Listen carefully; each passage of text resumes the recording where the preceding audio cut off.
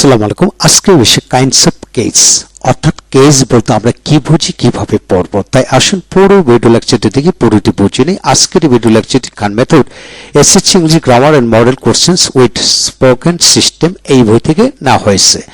এখন আসুন যেভাবে শিখবেন অপরকে শেখাবেন। প্রথম হলো এটি তিন প্রকার: নমিনেটিভ কেস বা subjective case, objective case, positive case.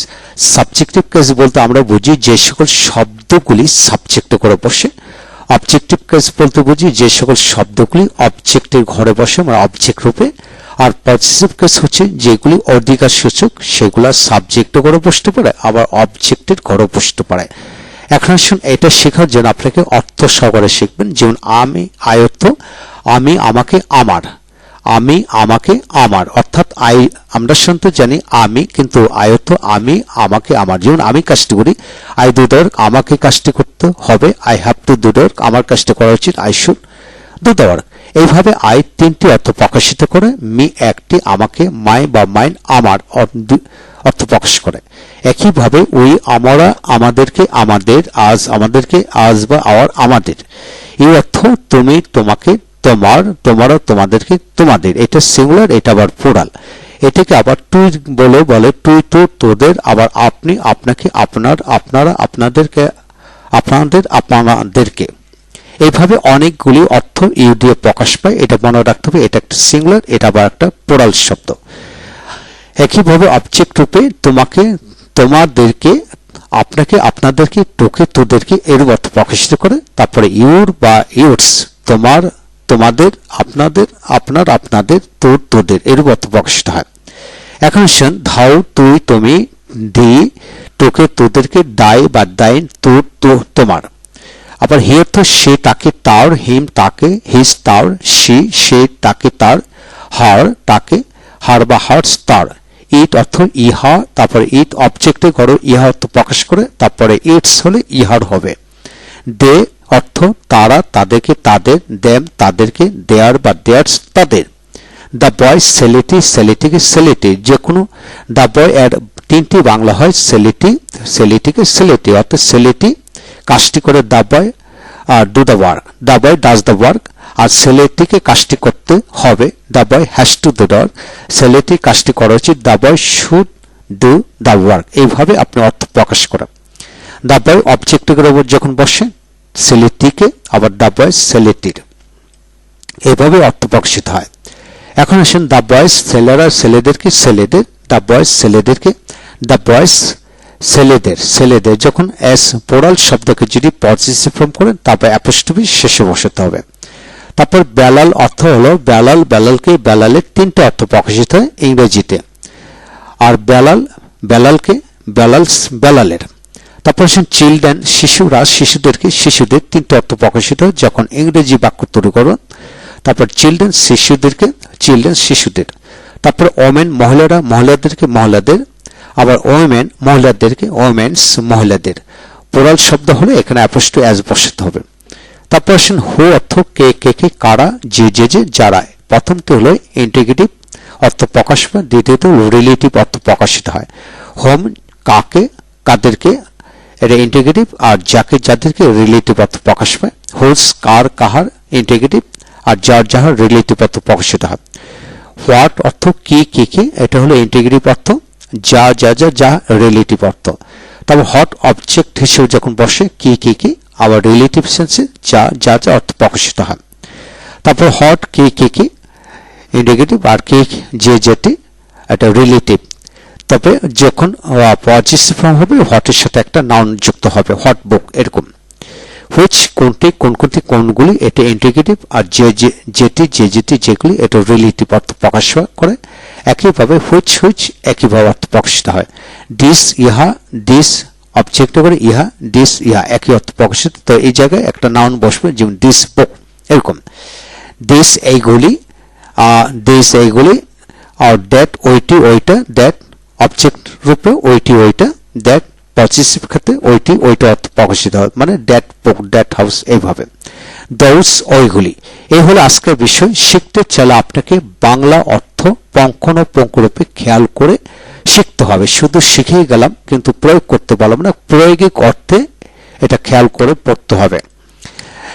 এখন আসেন যে ইউজেস প্রনাউন বা কেজের ব্যবহার লক্ষ্য করেন। এখানে আমি কাজটি করি আই ডু দ্য ওয়ার্ক, এখানে হল সাবজেক্ট, আমাকে কাজটি করতে হবে। I have to do the work, এটা হলো সাবজেক্ট, আমার কাজটি করেছি। I should do the work, এটা হলো সাবজেক্ট রূপে। অর্থাৎ আমি আমাকে আমার তিনটি অর্থ প্রকাশিত হয় এইভাবে। এখন আসেন সে আমাকে খুব পছন্দ করে, he likes me very much, me মানে অবজেক্ট, আমি আমার ভাইকে খুব বেশি পছন্দ করি। I like my brother very much, এখন মাই ব্রাদার, মাইটা একটা অবজেক্টিভ রূপ। এইভাবে আপনি খেয়াল করে পড়বেন, ইনশাআল্লাহ পুরো বিষয়টা রপ্ত হবে। যেমন আমি নিজে কাজটি করি, I my self do the work. এখন আসে আরো কিছু এক্সাম্পল যা আপনার পুরো বিষয়টা রপ্ত করতে সহজ হবে।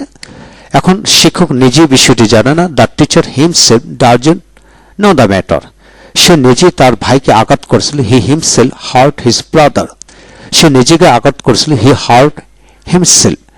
অর্থাৎ এখানে দেখেন নিজেই আবার নিজেকে, প্রতিটা অর্থের সাথে তাল মিলে আপনাকে বাক্যগুলো পড়ে নিতে হবে, তাহলে পরিবেশিত রপ্ত করতে পারবেন।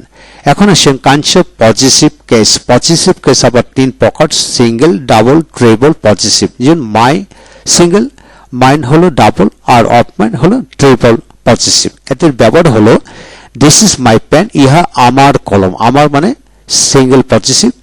দ্য পেন ইজ মাইন, এই কলমটি আমার, এটা হলো double positive. This is a pen of mine, ইহা আমার কলম, এটা হলো ট্রিপল পজিটিভ। এইভাবে পুরো বাক্যগুলো খেয়াল করে পড়বেন আর এক্সাম্পলগুলো মনে রাখবেন, তাহলে পরিবেশিত হবে, ক্লিয়ার হবে। এখন আসেন আমরা প্রনাউন যেভাবে পড়বেন একটু জেনে নেই। প্রথমে জেনে নেন আমি, আমরা, তুমি, তোমরা, সে, তারা দিয়ে বাংলা ও ইংরেজি ভাষায় কতভাবে ব্যবহার হয়। যেমন আই, মি, মাই, মাইন দিয়ে বাক্যাংশের আলোকে 213 ভাবে পড়া যায়। যদি আপনি এই বিষয়টা রপ্ত করতে পারেন তাহলে আপনি নন স্টপলি ইংরেজিতে কথা বলা শিখতে পারবেন। এখন প্রনাউনের ব্যবহার যদি আই দিয়ে, আই, মি, মাই দিয়ে যদি 213 ভাবে পড়তে পারেন, একইভাবে ইউ দিয়ে 213 ভাবে পড়া যায়। আবার হি, হিম, হিজ দিয়ে 211 ভাবে, উই, আজ দিয়ে 250, যেহেতু এটা প্লুরাল বেশি ব্যবহার হবে। ডে দিয়েও একইভাবে 250। আবার ইট দিয়ে ইংলিশ ল্যাঙ্গুয়েজে 16টি গঠন রয়েছে, আবার 16টি গঠনের আলোকে প্রায় 200 থেকে 300 ধরনের বাক্য বানিয়ে পড়া যায়। শিখতে চলে আগে জানতে হবে, তাহলে এগিয়ে যেতে পারবেন। আবার দিস, দ্যাট, দোজ সাবজেক্টের ঘরে 16 ভাবে বসিয়ে পড়া যায়, এটা খেয়াল করতে হবে। এখন আসছেন integrative pronoun, who, whom, whose, hot, which, what, her, why, how. এদের ব্যবহার হচ্ছে হু ইংলিশ ল্যাঙ্গুয়েজে 7টি গঠনে বাক্য তৈরি করা যায়, 7টি গঠন রয়েছে। হোম দিয়ে 1টি গঠন, তবে প্রেপোজিশন দিয়ে 25 ভাবে গঠনে পড়া যায়। হুইচ দিয়ে 3 ভাবে, হোয়াট দিয়ে 17টি গঠনে বাক্য পাওয়া যায়, হুইচ দিয়ে 20টি, হোয়াইন দিয়ে 7টি, হোয়াট দিয়ে 4টি, হোয়াই দিয়ে 5টি, হাউ দিয়ে 15টি গঠনে বাক্য পাওয়া যায়। আপনি যদি শিখতে চান এই হিসাবটা জানতে হবে, হিসাবটা জেনে যদি শিখেন তাহলে রিটেন স্পোকেন গ্রামার নিজে আয়ত্ত করতে পারবেন, অপরকে আয়ত্ত করতে পারবেন, আপনি ননস্টপ স্পিকার হয়ে যাবেন ইনশাল্লাহ। ঠিক একইভাবে দেখেন ইন্টিগ্রেটিভ প্রনাউন এবং অক্সিলারি ভার্ব একসাথে যুক্ত করে একসাথে হো দিয়ে 245 ভাবে পড়া যায়, হোম দিয়ে 86, হুজ দিয়ে 145, হোয়াট দিয়ে 80 ভাবে। এইভাবে প্রতিটা হিসাব কিন্তু দেওয়া হলো। যা কিছু শিখবেন জীবনে হিসাব না জানা থাকলে আমরা পিছিয়ে যাব। এখন হলো রিলেটিভ প্রনাউন হিসেবে হু সাবজেক্ট রূপে 36 ভাবে গঠনে পড়া যায়, অবজেক্ট রূপে 19 ভাবে। একইভাবে পুরো হিসাবটা এখানে কিন্তু দেওয়া হলো। যেমন ড্যাট ইংলিশ ল্যাঙ্গুয়েজে 34টি গঠনের ব্যবহার রয়েছে। আপনি যদি শিখতে চান তাহলে 34টি গঠনের ব্যবহার জানতে হবে। এতে সকল গঠন প্রণালী ব্যবহার খান মেথড এক complete book of written spoken English grammar, এই বইতে সম্পূর্ণরূপে নিট এন্ড ক্লিন তৈরি করে দেওয়া হলো। যেহেতু এটা 9-10 এর বই, সেখানে এত তথ্য দেওয়া হয়নি। যারা শিখতে চান তারা উক্ত বইটি সংগ্রহ করে নেবেন ইনশাআল্লাহ।